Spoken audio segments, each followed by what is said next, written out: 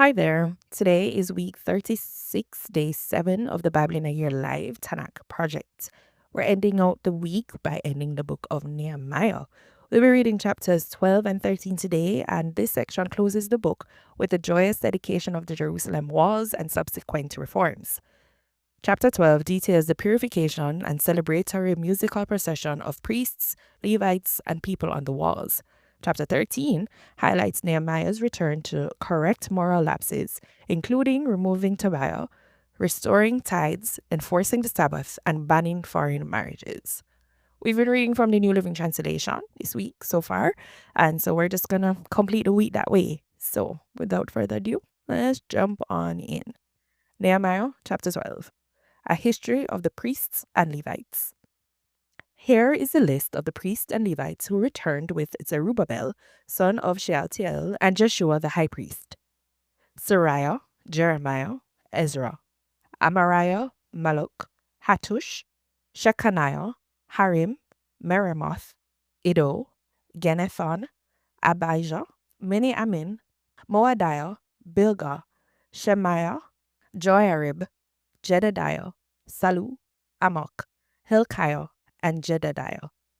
These were the leaders of the priests and their associates in the days of Joshua. The Levites who returned with them were Jeshua, Binu, Kadmiel, Sherebiah, Judah, and Mattaniah, who with his associates was in charge of the songs of thanksgiving.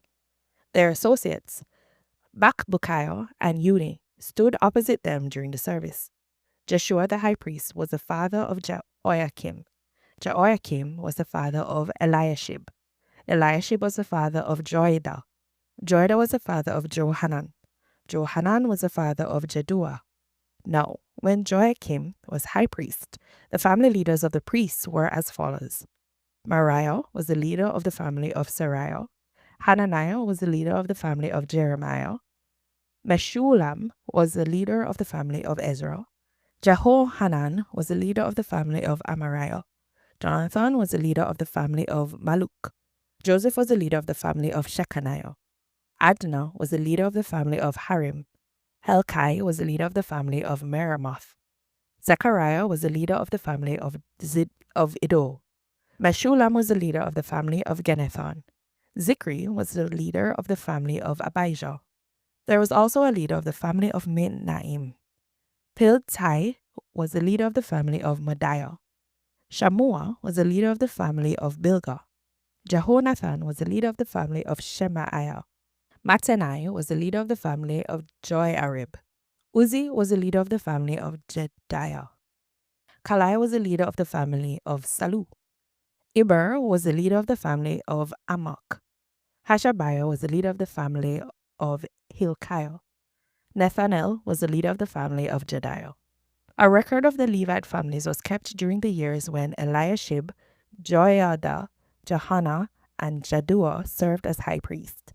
Another record of priests was kept during the reign of Darius the Persian. A record of the heads of the Levite families was kept in the book of history down to the days of Johanan, the grandson of Eliashib. These were the family leaders of the Levites: Hashabiah, Sherebiah, Jeshua, Binu, Kadmiel, and other associates who stood opposite them during the ceremonies of praise and thanksgiving, one section responding to the other as commanded by David, the man of God. This included Mattaniah, Bakbukiah, and Obadiah. Meshulam, Talmon, and Akub were the gatekeepers in charge of the storerooms at the gates. These all served in the days of Joachim, son of Jeshua, son of Jehozadak, and in the days of Nehemiah the governor, and of Ezra the priest and scribe. Dedication of Jerusalem's wall. For the dedication of the new wall of Jerusalem, the Levites throughout the land were asked to come to Jerusalem to assist in the ceremonies. They were to take part in the joyous occasion with their songs of thanksgiving and with the music of cymbals, harps, and lyres. The singers were brought together from the region around Jerusalem and from the villages of the Netophathites. They also came from Beth Gilgal and the rural areas near Geba and Asmaveth, for the singers had built their own settlements around Jerusalem. The priests and Levites first purified themselves. Then they purified the people, the gates, and the wall. I led the leaders of Judah to the top of the wall and organized two large choirs to give thanks. One of the choirs proceeded southward along the top of the wall to the dung gate. Hoshea and half the leaders of Judah followed them, along with Azariah, Ezra, Meshullam, Judah, Benjamin, Shemaiah, and Jeremiah.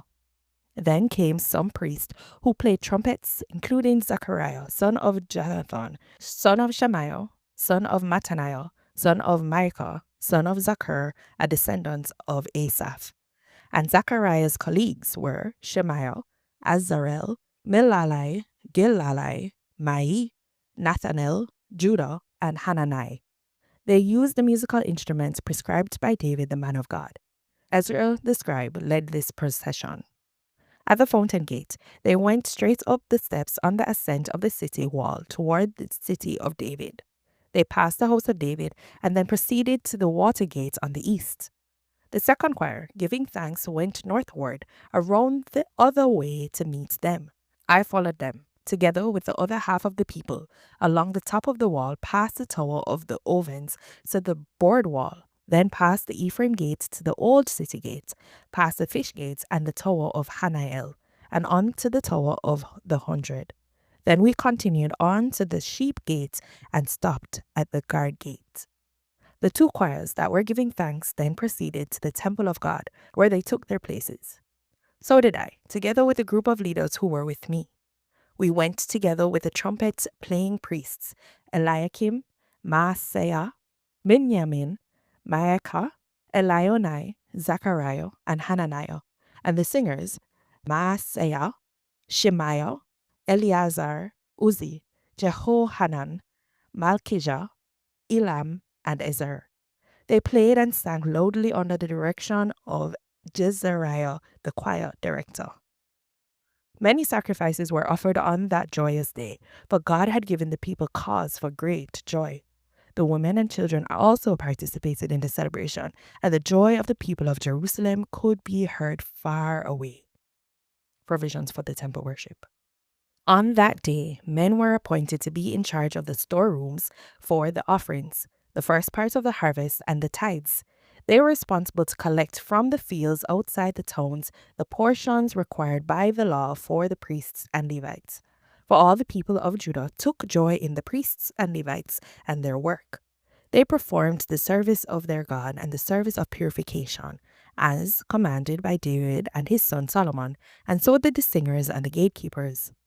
The custom of having choir directors to lead the choirs in hymns of praise and thanksgiving to God began long ago in the days of David and Asaph. So now, in the days of Zerubbabel and of Nehemiah, all Israel brought a daily supply of food for the singers, the gatekeepers, and the Levites. The Levites, in turn, gave a portion of what they received to the priests, the descendants of Aaron. Nehemiah chapter 13. Nehemiah's various reforms. On that same day, as the book of Moses was being read to the people, the passage was found that said no Ammonites or Moabites should ever be permitted to enter the assembly of God, for they had not provided the Israelites with food and water in the wilderness. Instead, they hired Balaam to curse them, though our God turned the curse into a blessing. When this passage of the law was read, all those of foreign descent were immediately excluded from the assembly. Before this had happened, Eliashib the priest, who had been appointed as supervisor of the storerooms of the temple of our God, and who was also a relative of Tobiah, had converted a large storeroom and placed it at Tobiah's disposal. The room had previously been used for storing the grain offerings, the frankincense, various articles for the temple, and the tithes of grain, new wine, and olive oil, which were prescribed for the Levites, the singers, and the gatekeepers, as well as offerings for the priests. I was not in Jerusalem at that time, for I had returned to King Artaxerxes of Babylon in the 32nd year of his reign, though I later asked his permission to return. When I arrived back in Jerusalem, I learned about Eliashib's evil deed in providing Tobiah with a room in the courtyards of the temple of God. I became very upset and threw all of Tobiah's belongings out of the room. Then I demanded that the rooms be purified, and I brought back the articles for God's temple, the grain offerings, and the frankincense. I also discovered that the Levites had not been given their prescribed portions of food, so they and the singers who were to conduct the worship services had all returned to work their fields. I immediately confronted the leaders and demanded, "Why has the temple of God been neglected?" Then I called all the Levites back again and restored them to their proper duties. And once more, all the people of Judah began bringing their tithes of grain, new wine, and olive oil to the temple storerooms. I assigned supervisors for the storerooms: Shelemiah the priest, Zadok the scribe, and Pedaiah, one of the Levites. And I appointed Hanan, son of Zakur, grandson of Mattaniah, as their assistant. These men had an excellent reputation, and it was their job to make honest distributions to their fellow Levites.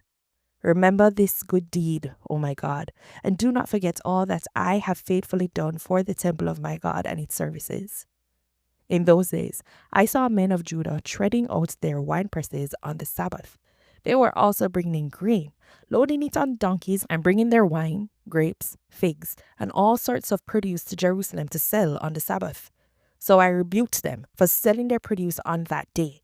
Some men from Tyre who lived in Jerusalem were bringing in fish and all kinds of merchandise. They were selling it on the Sabbath to the people of Judah and in Jerusalem at that. So I confronted the nobles of Judah. "Why are you profaning the Sabbath in this evil way?" I asked. "Wasn't it just this sort of thing that your ancestors did that caused our God to bring all this trouble upon us and our city? Now you are bringing even more wrath upon Israel by permitting the Sabbath to be desecrated in this way." Then I commanded that the gates of Jerusalem should be shut as darkness fell every Friday evening, not to be opened until the Sabbath ended. I sent some of my own servants to guard the gates so that no merchandise could be brought in on the Sabbath day. The merchants and tradesmen with a variety of wares camped outside Jerusalem once or twice, but I spoke sharply to them and said, "What are you doing out here, camping around the wall? If you do this again, I will arrest you." And that was the last time they came on the Sabbath. Then I commanded the Levites to purify themselves and to guard the gates in order to preserve the holiness of the Sabbath. Remember this good deed also, O my God. Have compassion on me according to your great and unfailing love. About that same time, I realized that some of the men of Judah had married women from Ashdod, Ammon, and Moab. Furthermore, half their children spoke the language of Ashdod or of some other people and could not speak the language of Judah at all. So I confronted them and called down curses on them. I beat some of them and pulled out their hair. I made them swear in the name of God that they would not let their children intermarry with the pagan people of the land. Wasn't this exactly what led King Solomon of Israel into sin? I demanded. There was no king from any nation who could compare to him, and God loved him and made him king over all Israel. But even he was led into sin by his foreign wives. How could you even think of committing this sinful deed and acting unfaithfully toward God by marrying foreign women? One of the sons of Joiada, son of Eliashib, the high priest, had married a daughter of Sanballat, the Horonite, so I banished him from my presence. Remember them, O my God, for they have defiled the priesthood and the solemn vows of the priests and Levites. So I purged out everything foreign and assigned tasks to the priests and Levites, making certain that each knew his work. I also made sure that the supply of wood for the altar and the first portions of the harvest were brought at the proper times. Remember this in my favor, O my God. This is a word of the Lord. Amen. Thanks for joining us this week as we rounded out the book of Nehemiah. I hope you learned something, or I hope something stood out to you. For me, I think what stood out to me most in today's reading is how even with history on their side, they still neglected to stay true to the word, and the examples that had gone before. So in verse 26 and 27 of chapter 13, where Nehemiah makes reference to King Solomon and how he was led astray by his many wives and his foreign wives. and how they didn't learn from that example and, refused to intermarry, but instead had complied to and had allowed the intermarriages to pollute their children, so to speak. I mean, the children didn't even know the language of the people because they had allowed their wives to run the house, essentially, I suppose is what could be construed from that. But whatever, the point is that sometimes we neglect to pay attention to our history and to see the deeds that others have done and follow suit, causing ourselves to fall into destruction and to be led astray. So it's a call and a reminder to learn from our past, learn from the past of those who have gone before us, watch their examples, study their lives, and not end the way they end, but rather to end well. So, yeah, that's the book of Nehemiah. Thanks for joining us. Tomorrow we will start a new book and we will start a brand new week, and I'm gonna see you here. So, blessings.